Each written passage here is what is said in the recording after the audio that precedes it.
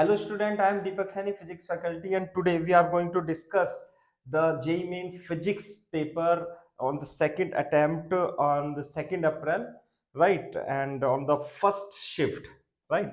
तो इसमें first question है, इसमें क्या दिया हुआ है हमारे पास एक रॉड है, उसकी लेंथ L है ना, और इस एक्सिस के अबाउट मोमेंट ऑफ इनर्शिया दिया हुआ है। Moment of inertia about the mid point कितना होता है, ml²/12 होता है। अब क्या कर रखा है इस क्वेश्चन में, इस रोड को दो हाफ में तोड़ देते हैं। तो हाफ में तोड़ देंगे तो मास कितना हो जाएगा इसका, m/2 और लेंथ भी कितनी हो जाएगी, l/2।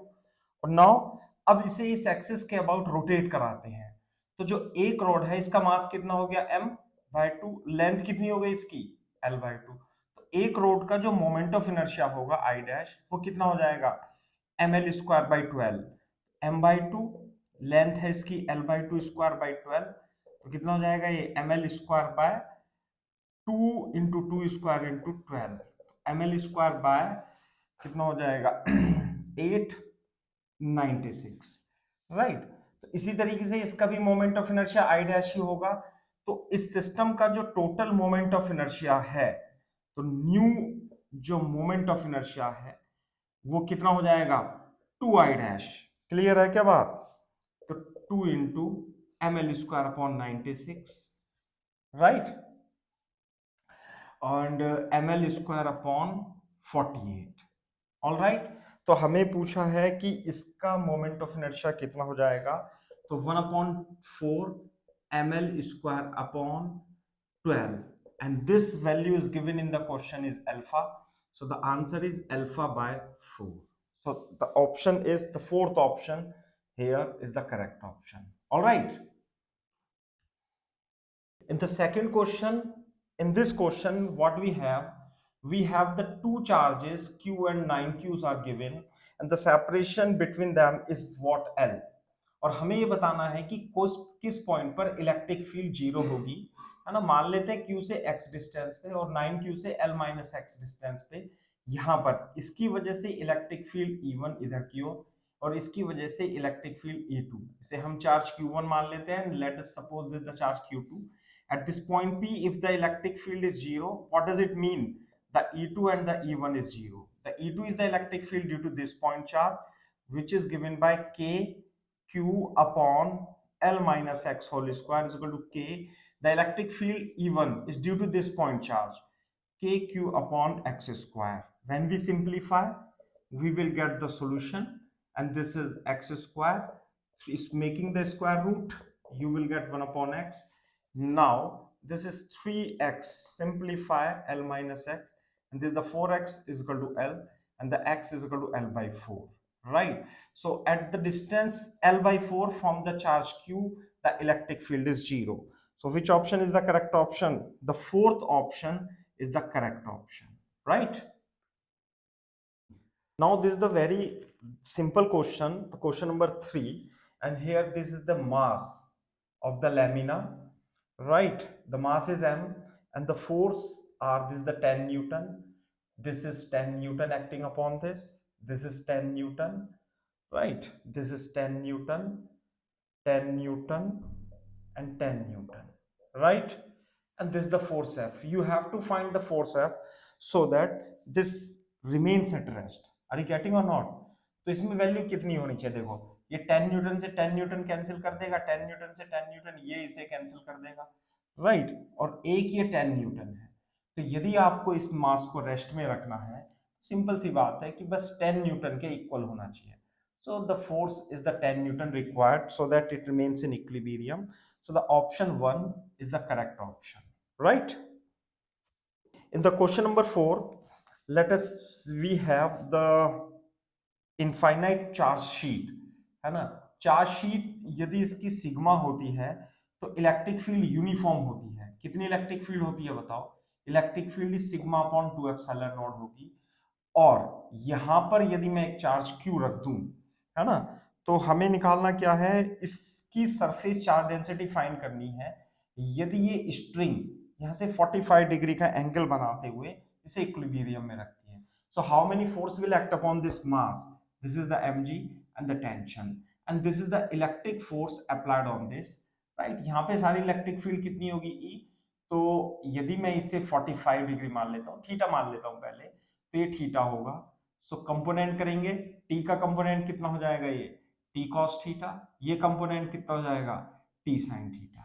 तो if this particle of mass is in equilibrium, right, if I suppose this is the x and the y direction, so in x direction the T sin theta must be equal to Fe, and the y direction, in y direction T cos theta must be equal to Mg. Equation number 1 and equation number 2.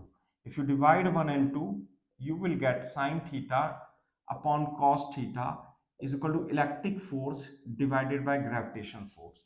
So this is equal to tan theta, dt will cancel out. And what is the electric force? The electric force is Q into E, right? And what is the electric field? Sigma upon 2 epsilon naught. So Q sigma upon 2 epsilon naught upon mg, right? So what we have to find? We have to find the sigma, the value of sigma we have to find. Here we go. The tan theta is equal to what? Sigma upon Q sigma upon 2 epsilon naught mg, और इसे simplify करके 2 epsilon naught mg tan theta upon Q। अच्छा, इसमें theta की value कितनी दे रखी है question में, 45, तो tan 45 की वैल्यू कितनी होती है, it is equal to 1, therefore the sigma is 2 epsilon naught mg upon Q।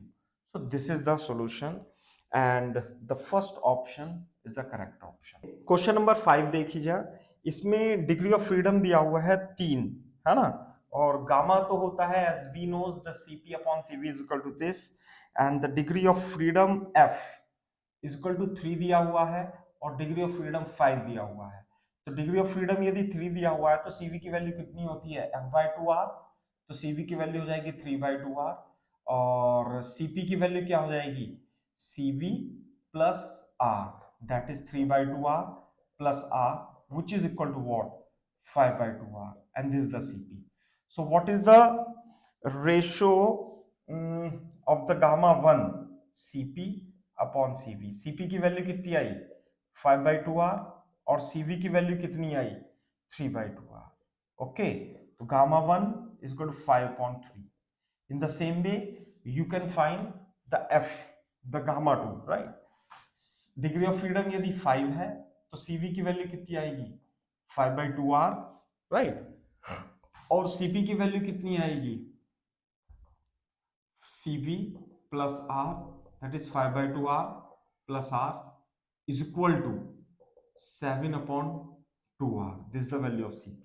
So gamma 2 Cp upon Cv, this is 7/2R, ये 7/2R, और Cv 5/2R. So gamma 2 is equal to what, 5/7. So what is asked in the question? The ratio of gamma 1 and gamma 2 is asked in the question. So this is 5/3 and this is 5/7, right? तो ये कितना जाएगा, simplify कर लेंगे इसे हम, 5/3 into 7/5, तो कितना जाएगा, दिस इज 7/3, राइट, तो 7/3, this is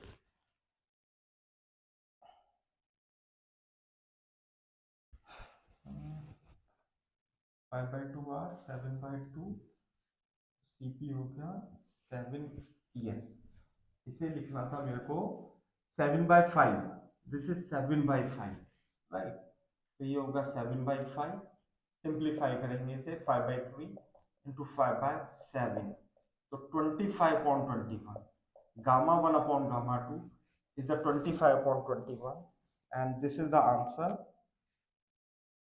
25/21 is the third option, is the correct option, right? In this question number 6, a current carrying uniform wire of circular radius r, यदि एक वायर रेडियस r है ना, इसमें current I है, तो इसके centre पर जो मैग्नेटिक फील्ड होती है कितनी होती है, the formula is mu naught I upon 2r। Clear है बात? अब उसमें पूछा है the ratio of the field at the centre to the magnetic field at the axial point at distance r from the centre. अब मान लेते हैं इसके, यदि इसमें करंट आई है तो इसके सेंटर पर यहाँ जो मैग्नेटिक फील्ड होगी, ऐसे करके, ये तो mu naught I upon 2r होती है। और यदि x डिस्टेंस की मैं बात करूं इस पॉइंट पर, तो यहाँ पर पॉइंट पर जो मैग्नेटिक फील्ड होगी B2, उसका फॉर्मूला आपको याद रखना है, mu naught I N I R square upon 2 pi 2r square plus x square raise to the power 3/2। इस क्वेश्चन में x की वैल्यू कितनी दी हुई है, this point P, the value of x is r, और n की value तो हम ले लेंगे इसमें 1 क्योंकि एक ही लूप है, तो ये जाएगा mu naught I R square upon 2 R square plus R square raise to the power 3/2। Simplify कर लेंगे, क्वेश्चन सिंपल है ना। Mu naught I R square upon 2 2r square raise to the power 3/2, simplify करेंगे। Further it is simplified, right, 2 into, जैसे x की power 3/2 होता है तो हम इसे x रूट x लिख सकते हैं, तो therefore 2 into 2r square root 2 into R square, right. Simplify further, mu naught I R square will cancel out the 4 and this is r root 2, right? So this is the B2, this is B2, this is the B1. So what is asked in the question, the ratio B1 and B2. So B1 is mu naught I upon 2r and B2 is what, mu naught I upon 4r root 2. So this is the 2 root 2 is the correct answer. So the second option, B1 upon B2 is equal to 2 root 2, and this is the second option is the correct option, right? In the question number 7, we have the two SHM. X1 is equal to A sin omega t. All right. And the X2 is A sin omega t plus pi by 3. अब हमें क्या करना है, एक particle में दो super impose करके, और जिसमें ओमेगा की वैल्यू मान लेते हैं 5 दे रखी है इसमें, these two SHM are superimposed, and then you have to find the acceleration of the resultant particle, resultant of the two SHM wave, right? तो यदि मेरे को XR निकालना है, तो according to the principle of superposition, x1 plus x2, this is A sin omega t plus A sin omega t plus pi by 3. All right. यदि आप इसमें से A कॉमन लेते हो, and sin omega t plus sin omega t plus pi by 3, right? ये sin c plus sin d का formula है, यदि आपको नहीं पता है तो मैं लिख देता हूँ, sin c plus sin d is equal to 2 sin c plus d by 2 into cos c minus d by 2। ऐसे भी कर सकते हैं, और इसमें sin a plus b का फॉर्मूला लगा करके भी कर सकते हैं।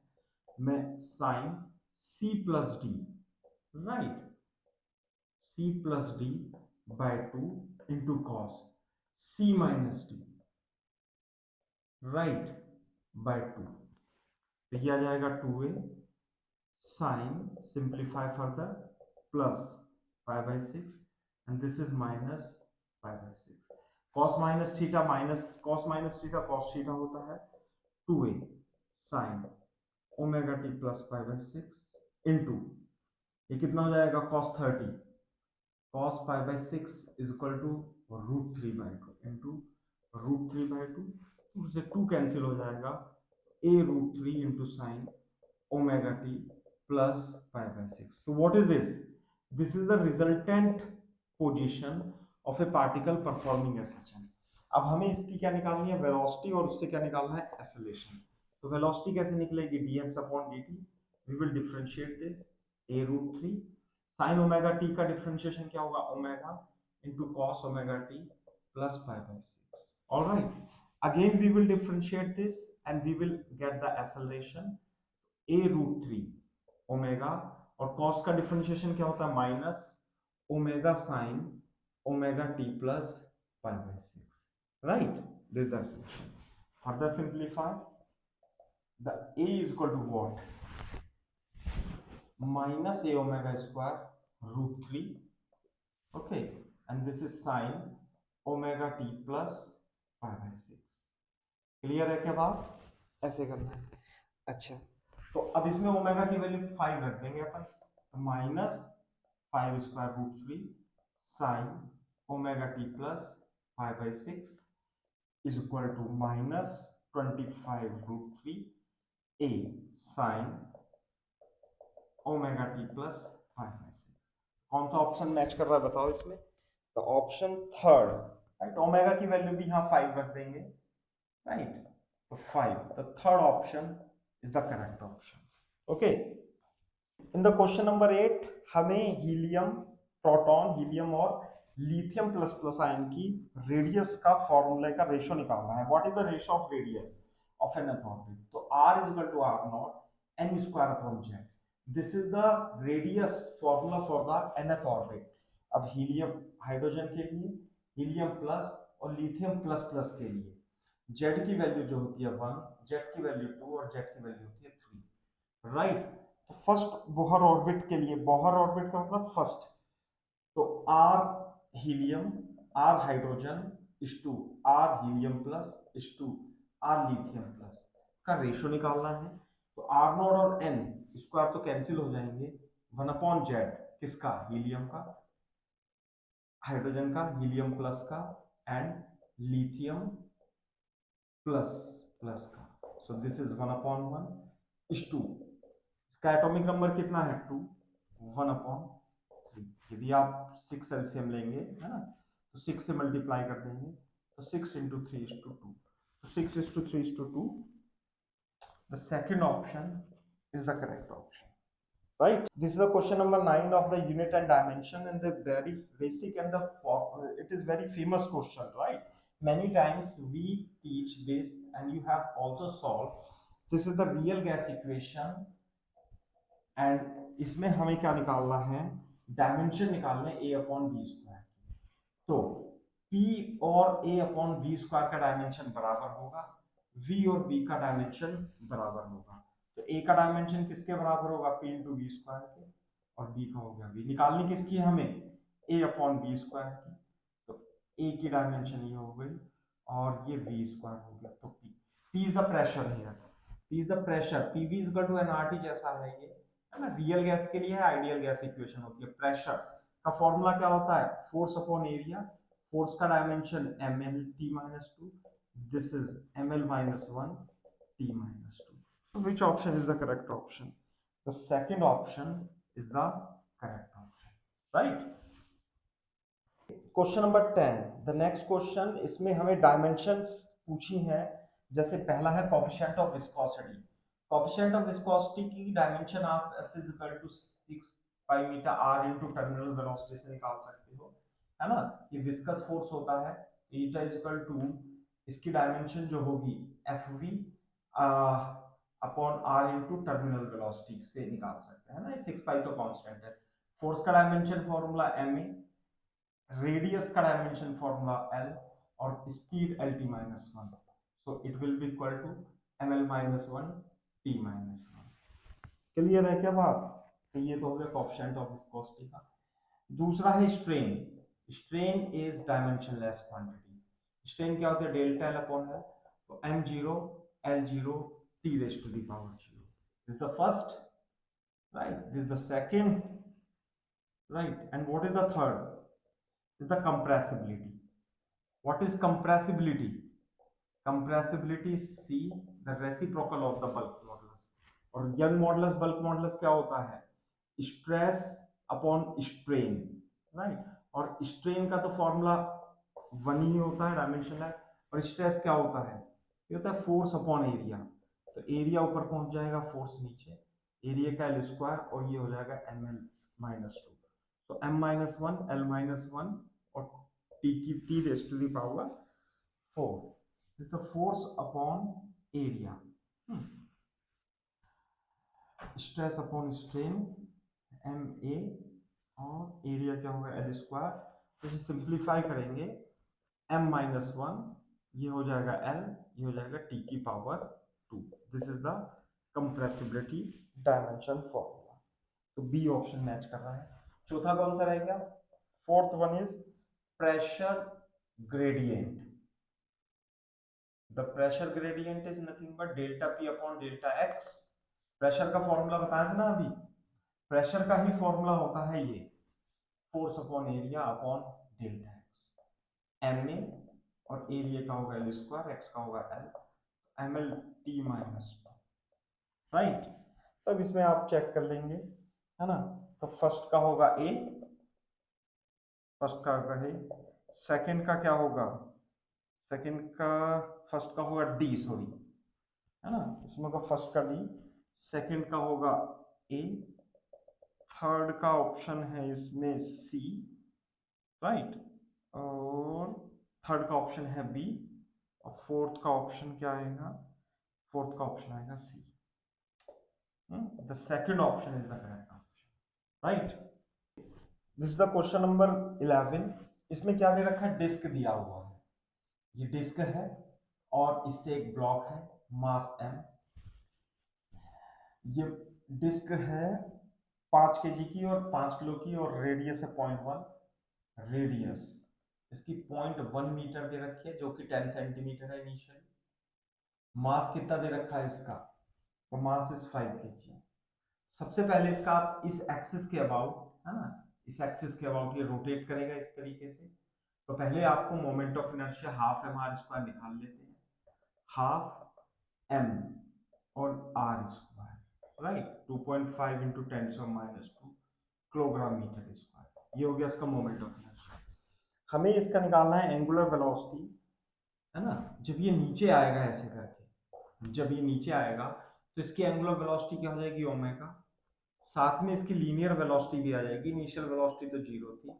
तो यदि हाइट एच नीचे आता है 0.2 मीटर, क्वेश्चन में दिया हुआ है, राइट, तो क्या अप्लाई कर सकते हैं, कंजर्वेशन ऑफ मैकेनिकल एनर्जी, यानी कि जो ग्रेविटेशन पोटेंशियल एनर्जी है वो किस में कन्वर्ट हो जाएगी, एक तो इसकी काइनेटिक एनर्जी में, हाफ एम वी स्क्वायर में, प्लस हाफ आई ओमेगा स्क्वायर। हमें निकालना ओमेगा, साथ में यहाँ पे देखो v इज इक्वल टू जो होगा r इंटू ओमेगा के इक्वल होता है, राइट।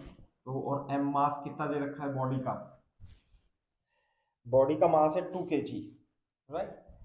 तो ये हो जाएगा 2 into 10, the height is 0.2, half into 2 into v को हम क्या लिख देंगे, r into omega square plus half I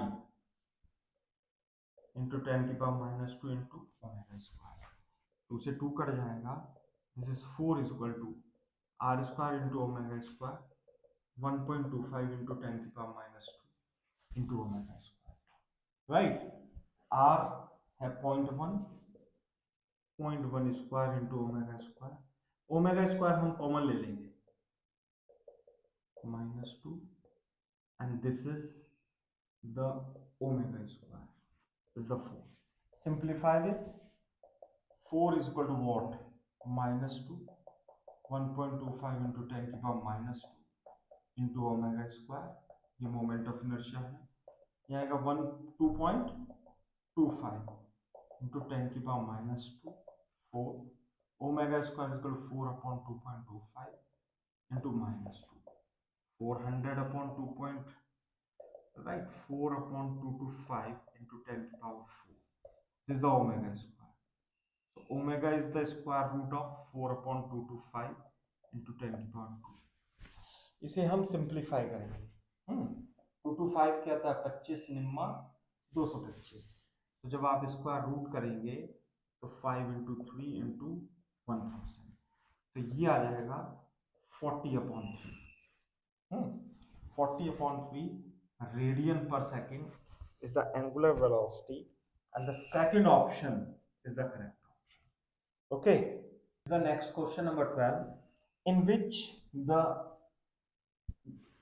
river is flowing, right, with the speed 9 kilometer, this is the velocity 9 kilometer per hour, and this is the river velocity, right, and this is the velocity of the boat which is given as 27 kilometre per hour, और answer किस में दे रखा है, metre में, और 30 second में ये करती है। तो 27 को पहले हम 5/18 से 5/18 से डिवाइड करेंगे, 9 दूनी 18, 9 3 27, 15/2 मीटर पर second. So this speed of the boat is 15/2 metre पर सेकंड, जो कि यहाँ से 150 डिग्री पर, तो 150 का मतलब है ये तो 90 डिग्री हो गया, और ये क्या होगा 30 डिग्री। तो इसका जो कंपोनेंट है, इसका जो कंपोनेंट है इधर, वो कितना आएगा, 15/2 cos 30। समझ में आ रही है बात, नहीं? ओके, 150 है ना ये, तो ये तो 60 डिग्री आएगा फिर, तो यहाँ पे क्या आएगा cos 60, तो आएगा 15/2 इंटू 1/2, 15/4 मीटर पर सेकेंड। ये जो कंपोनेंट है अलोंग द विथ, तो ये 15/2 मीटर पर सेकेंड आएगा, है ना। इससे रिवर की वेलोसिटी और इस कंपोनेंट को कुछ नहीं मिलेगा। तो हमें क्या निकालना है, टाइम निकालना है to cross the river. Time क्या होता है, displacement divided by velocity along the displacement. तो डिस्प्लेसमेंट इसमें यही तो निकालना है हमें, और velocity along the displacement 15/2, time दे रखा है 30 सेकेंड, हो गया 7.5, d is equal to 30 into 7.5, right. so it comes to be 75 तिया, 3×5 = 15, 7×2 = 21 और 22, राइट। वेट फॉर मिनट, ये कितना है, द स्पीड इज, ये हो गया स्पीड 5/4 आएगा यहाँ पे, है ना। 15/2, 1/2, 15/4 इट इज। सो मैं इसे सिंप्लीफाई कर लेता हूँ, 30 is equal to d upon 15/4, तो d की value 30 into 15/4, when you will calculate this 112.5 meter. So this is the fourth option is the correct option. In this question, question number 13 it is, ये है 90 volt, 90 volt की power supply है, resistance 400 ohm is given, right. और एक Zener diode है। Zener diode की property ये होती है कि अपने अक्रॉस पोटेंशियल को कांस्टेंट रखा है, और यहाँ पे जीना डायोड का जो वोल्टेज है वो 30 वोल्ट दिया हुआ है। यहाँ पर एक लोड रेजिस्टेंस है, this is the RL, right. इस लोड रेजिस्टेंस की वैल्यू मान लेते हैं 5000 ओम है। Then what you have to find, you have to find the current in the diode, right. तो सबसे पहले देखो, यदि ये 90 वोल्ट की बैटरी दे रखी है और 30 वोल्ट यहाँ आ गया, तो 90 में से 30 यहाँ चला गया, तो इसके अक्रॉस कितना आ जाएगा, 60 वोल्ट आ जाएगा। तो ये जो करंट आएगी I is equal to V upon R से 60/400, राइट।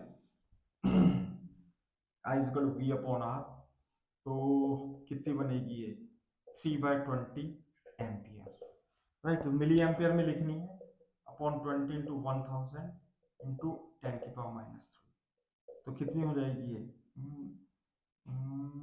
ये हो जाएगी 150 मिली एम्पियर, ये वाली करंट, इसके अंदर जो करंट है।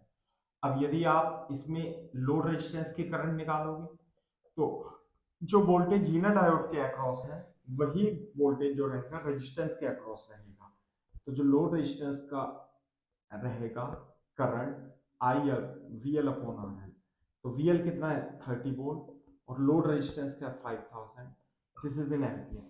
तो इसे यदि मिली एम्पियर में कन्वर्ट करना है, तो what you have to do, the milli ampere, right, multiply by 10⁻3, right. तो दिस द मिली एम्पियर, तो कितना हो जाएगा, दिस इज 6 इंटू 10⁻3, ये एम्पियर में है ना, तो इसे मिली एम्पियर में कन्वर्ट करना है, तो आप इसे 1000 मिली एम्पियर लिखेंगे, इसे कट जाएगा तो 6 मिली एम्पियर। तो लोड रेजिस्टेंस करंट इसमें कितनी जाएगी, 6 मिली एम्पियर, और यहां से कितनी आ रही थी, ये आ रही थी 150 मिली एम्पियर। तो जो जीना डायोड के अंदर करंट होगी, total current minus load current, तो 150 minus 6 is equal to 144 milli ampere is the current, and the third option is the correct option here, right.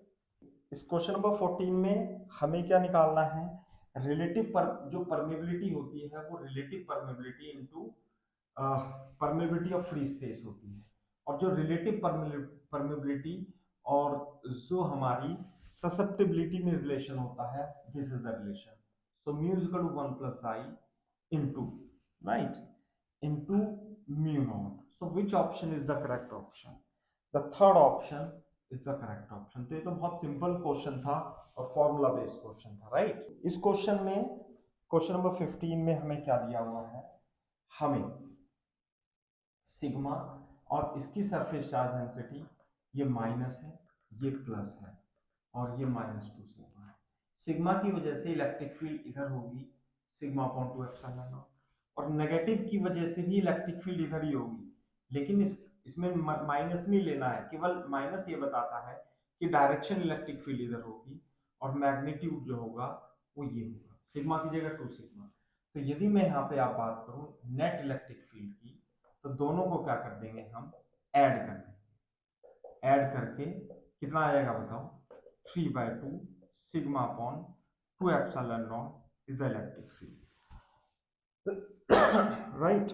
अब यदि मैं यहाँ पे चार्ज Q रख दूं तो फोर्स कितना लगेगा उसमें, बोलो Q इंटू ई, तो Q into 3/2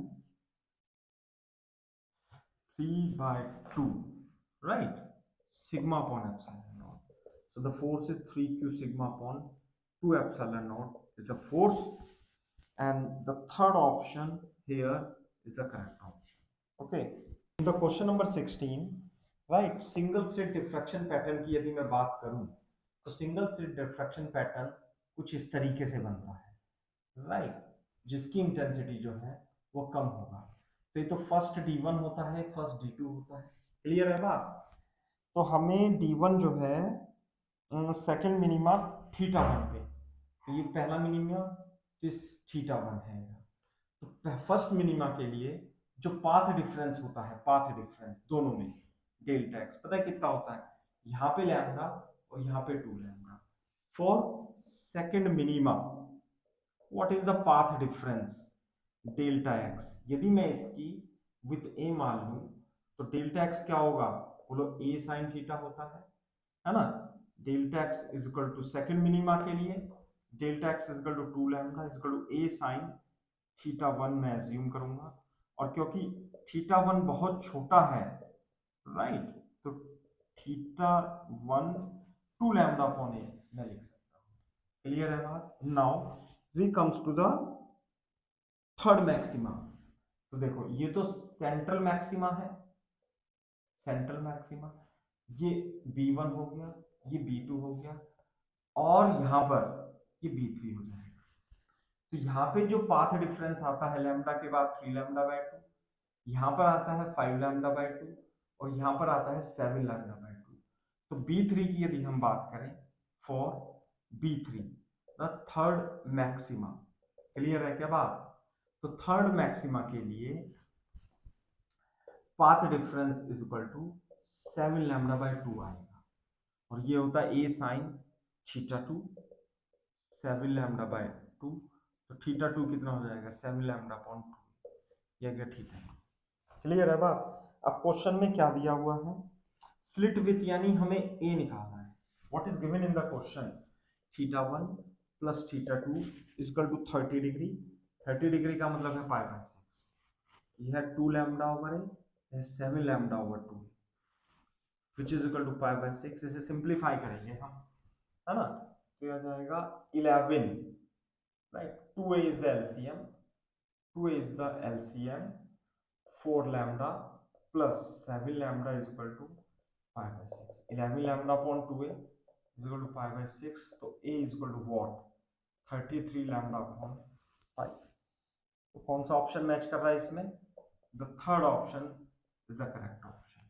okay, question number 7 में एक वायर है हमारे पास 2 मीटर का, 2 मीटर वायर है, और Young modulus is given as 2 × 10⁻11 newton पर मीटर स्क्वायर। स्ट्रेन इसमें प्रोड्यूस हुई है 0.2 की, और पॉइजन रेशियो भी दे रखा है 0.01, जिसका इसमें कोई यूज नहीं होगा। And what is asked in the question, the energy density and the elastic energy store. So the energy per unit volume 1/2 stress into strain होता है, राइट। तो हमें स्ट्रेन तो मालूम है इसमें और स्ट्रेस नहीं, तो Young modulus is equal to stress upon strain का फॉर्मूला लगाएंगे, and the stress is replaced by young modulus into strain, right, into strain. So this is the energy per unit volume, young modulus is equal to strain whole square. The young modulus is given in the question 2 × 10⁻11, and the strain is what, 0.2 whole square, so it's come to be 0.04 and 4 into 10 to the power 9 joule per meter cube is the energy per unit volume, right, in the form of electrostatics energy. So the second option is the correct option, right? Question number 18 में what is given, मैं figure यहां बना देता हूं इसका। यहां पर दो लिक्विड है, एक लिक्विड की डेंसिटी यहां पर रो 1 ग्राम पर सेंटीमीटर क्यूब दे रखी है, और यहां पर डेंसिटी जो है 1.5 ग्राम पर सेंटीमीटर क्यूब दे रखी है। यहाँ पे एक विंडो है ना, विंडो क्या मिड में है मान लेते हैं, और जब विंडो मिड में है तो यहाँ पर ये जो हाइट है ना ऊपर के लेवल से, ये 3 मीटर है, and this height is given as the 6 metre, right. तो हमें ये बताना है इसमें, you have to find the force needed to hold this window, right. तो मेरी बात सुनो आप, इसमें जब ऊपर से पी नोट लगेगा तो यहाँ पे प्रेशर पी नोट लगेगा, यहाँ पे प्रेशर कितना है P2, यहाँ पे प्रेशर कितना है P1, because of this the force F2 and F1 will be active. तो इसमें फोर्स कौन सा ज्यादा होगा, जिसका प्रेशर ज्यादा होगा। प्रेशर किसका ज्यादा होगा, इस वाले का। क्लियर है क्या बात सेकंड का। तो जो F2 is greater than F1, तो हमें एक्सटर्नल फोर्स होल्ड करने के लिए इधर लगाना पड़ेगा, तो F1 plus F external must be equal to F2। External force value is equal to what, F2 minus F1, which is equal to pressure is equal to force upon area से force is equal to pressure into area। Clear है क्या बात। इस point पे pressure कितना होगा, P naught plus h rho g, right, और इसकी डेंसिटी रो 2 है। यहाँ पे प्रेशर कितना होगा, P naught plus H one rho G. तो यदि आप P2 इसमें से सब्ट्रैक्ट करेंगे तो P naught plus h rho 2 g minus P naught minus h rho 1 g into area, right? So the external force will be equal to P note से P note cut जाएगा और रो 2 minus rho 1 G into H into area।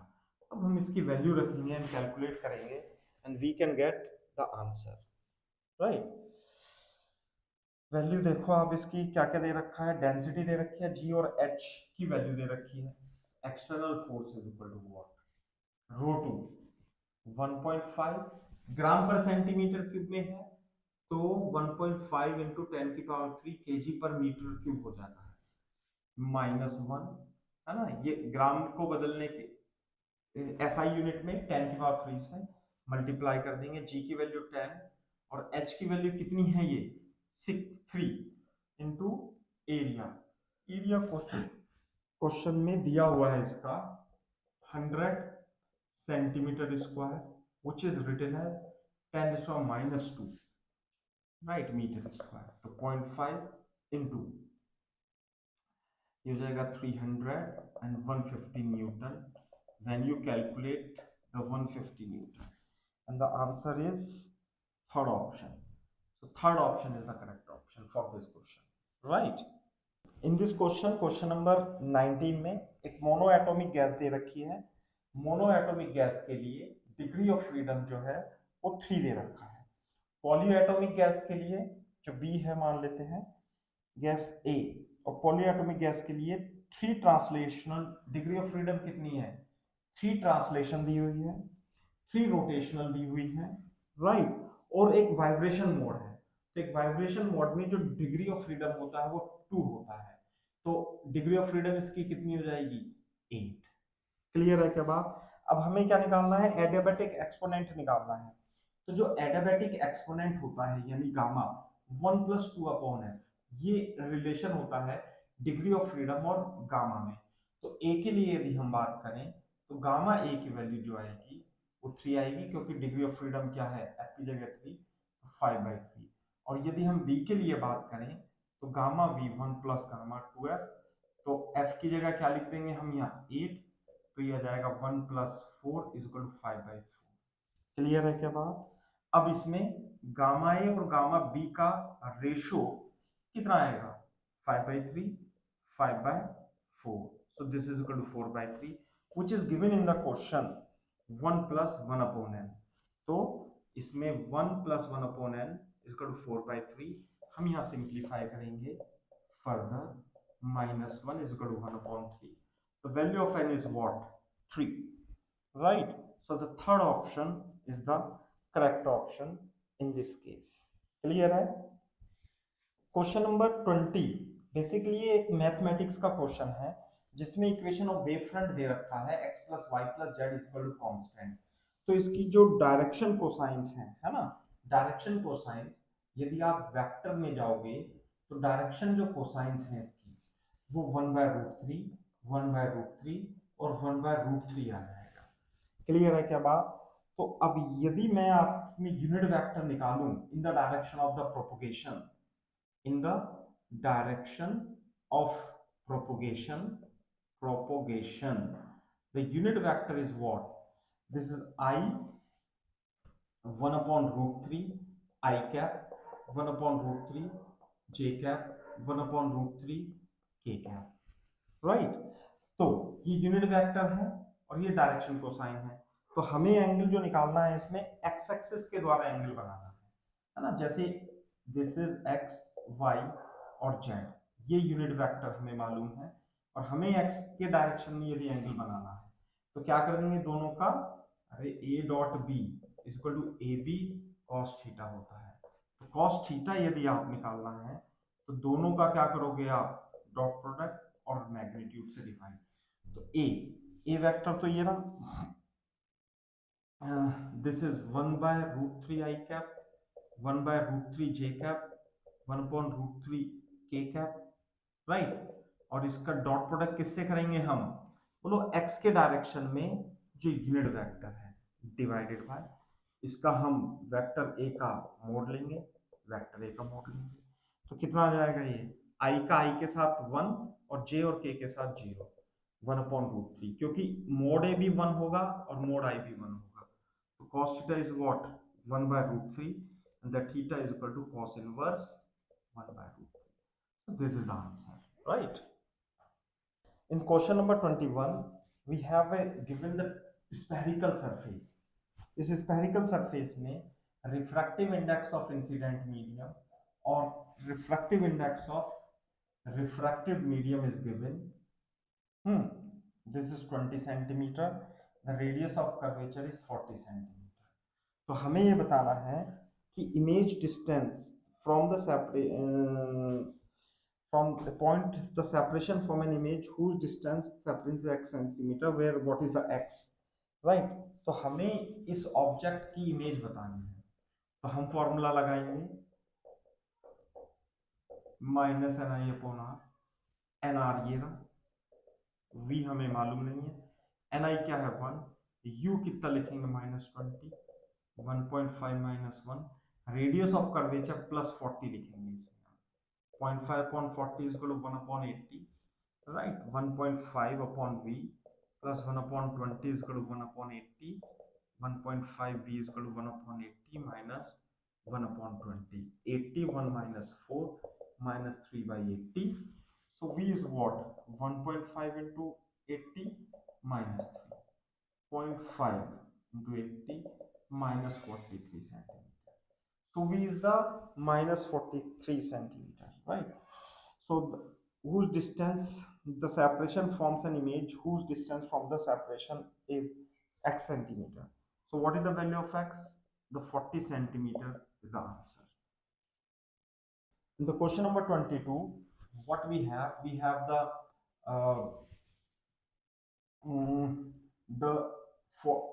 this is the photosensitive material. जब आप इसमें एक photon डालते हैं lambda wavelength का तो इसमें से इलेक्ट्रॉन निकलेगा और इलेक्ट्रॉन निकाल करके एक मैग्नेटिक फील्ड परपेंडिकुलर में मूव करता है, राइट? तो जो के मैक्स होती है कितनी होगी, h mu minus work function s c upon lambda minus 5, so half m v max square is equal to s c upon lambda minus 5। Clear है क्या बात? तो Vmax कितनी आएगी इससे, Vmax is equal to 2 upon m h c upon lambda minus 5 square root, ये तो Vmax आ जाएगी। तो परपेंडिकुलर मैग्नेटिक फील्ड में जब इलेक्ट्रॉन निकलेगा तो it perform the circular motion and the radius is given by QB upon M into V, right? QB upon M into V. तो हमें क्या निकालना है? Radius E upon M into B, and what is the B? SC upon lambda minus 5. थोड़ा simplify करेंगे हम। M radius होता है m b upon q b, right? तो सही कर लो आप इसे, m upon q b into v. तो अब हम इसे अंदर सिंप्लीफाई करेंगे, e b 2m h c upon lambda minus 5। So this the radius. तो यदि आप इसे कंपेयर करोगे तो अल्फा यहाँ दे रखा है, alpha m h c upon lambda minus 5 1 upon e b is equal to r. Alpha की वैल्यू कितनी आ जाएगी? 2 आ जाएगी, राइट? क्वेश्चन नंबर 23 तो इजी क्वेश्चन है। इसमें क्या दिया हुआ है? एक x डिस्टेंस है और एक 3x/2 डिस्टेंस है। यहाँ पे पार्टिकल जो चलता है वो 5 मीटर पर सेकंड से, और यहाँ पर जो पार्टिकल चल रहा है या कार, वो वेलोसिटी आपको निकालनी है such that the average velocity is given in the question which is equal to 5/7 metre पर सेकंड। तो मेरी बात सुनो, ए से बी और बी से सी, यदि मैं टाइम t1 मान लूं और इस टाइम को t2 मान लूं, राइट? तो t1 कितना होगा? s इक्वल टू ut से, तो टाइम कितना होगा? Distance upon v। तो डिस्टेंस कितनी है? x upon 5। इसी तरीके से t2 क्या होगा? s upon v। डिस्टेंस कितनी है? 3x/2। v2 हमें फाइंड करना है, 3x अपॉन 2v2, ये हो गया t2, राइट? तो एवरेज वेलोसिटी का फॉर्मूला होता है total displacement divided by total time. तो डिस्प्लेसमेंट कितना हुआ? x प्लस 3x/2, और टाइम कितना है? t1 प्लस t2, तो दिस इज 5x/2। t1 की वैल्यू x अपॉन 5, t2 की value 3x upon 2v2। Clear है क्या बात? अब इसे सिंप्लीफाई करेंगे, v एवरेज की वैल्यू क्वेश्चन में ऑलरेडी गिवन है, राइट? तो जब x कट जाएगा 5/2, 1/5, 3/2v2। सिंप्लीफाइड फर्दर, तो यहाँ पे आ जाएगा कितना? 5/2, राइट? तो ये आ जाएगा 1/5 प्लस 3/2v2। मल्टीप्लाई करेंगे 2 से, 2/5 plus 3/v2। Simplified further, 3/v2 से कट जाएगा, 2/5 plus is equal to 1/7, 3/v2 is equal to 1/2/5, this is 35,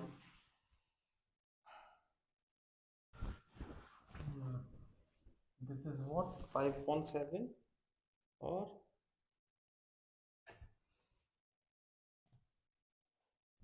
okay, this average speed is 50/7 in the question, right? This is the 50/7. So take this 50/7 is the 50/7, right? So 10/7 is equal to 1/2/5 plus 3/v2. Simplify this. This is 4 plus 30/v2 is equal to 7. v2 is equal to 3 is equal to 10 meter per second. So during the rest of the portion, the speed is 10 meter per second. Okay. Student, next paper we will discuss as soon as possible, right? Okay, thank you very much. All the best.